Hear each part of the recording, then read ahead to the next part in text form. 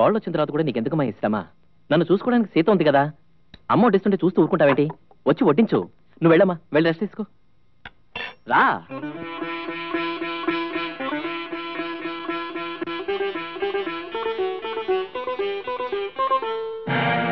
పదవి పోయిన ప్రధానమంత్రికి పెద్దరికం ఒకటే మిగిలినట్టు కోడలు వచ్చేసరికి అక్కపాత సామానై మూలపడింది.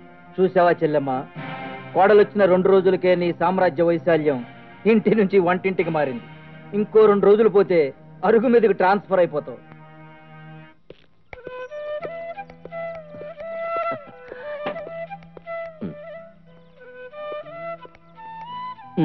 అలా నించోపోతే ఎదురు రావచ్చు కదా.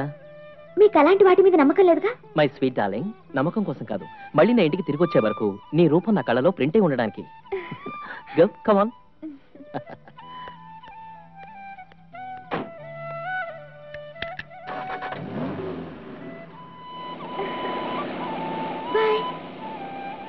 పెళ్ళయి 4 రోజులు కూడా కాలే, అప్పుడే మొగుడికి టాటా చెప్పేస్తోంది. అవువా, ఇలా ఊరుకుంటే భారతం కొడుకుతో కూడా టాటా చెప్పించేసి నాకు ఉంది. ఎక్కువగా ఓపకో, జాయింట్లు జారిపోగలవు. ఏమిటి పొద్దున్న నుంచి చూస్తున్నాను, తెగరెచ్చిపోతున్నావు? నేనేం చేశాను?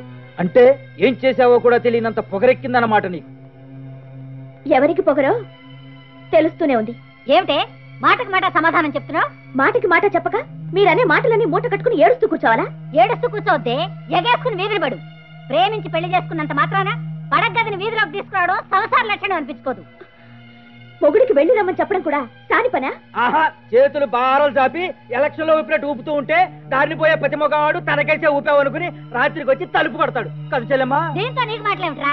ఇదిగో నీకు ఇప్పుడే చెప్తున్నాను, ఈ రోజు నుంచి నా కొడుకు పనుల్లో తలదోర్చడానికి వీల్లేదు. వాడు పుట్టినప్పటి నుంచి ఈ రోజు వరకు వాడేం కట్టుకోవాలో, వాడేం తినాలో, ఎలా ఉండాలో, వాడి అవసరం ఏమిటో చూసింది నేను. ఈ రోజు తగుదనమ్మా నువ్వు వచ్చి వాడి పనుల్లో దూరితే చూస్తూ ఊరుకుంటా అనుకున్నావా? మరి నేనేం చేయాలి?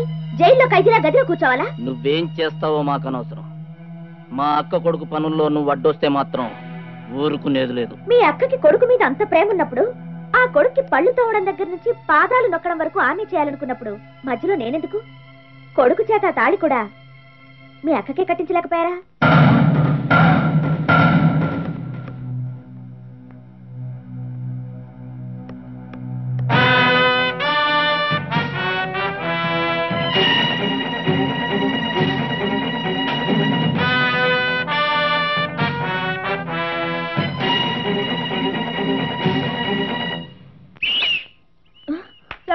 అదరగొట్టేసావు. చూసావా, మేము ఆ రోజు చెప్తే నువ్వు వినలేదు.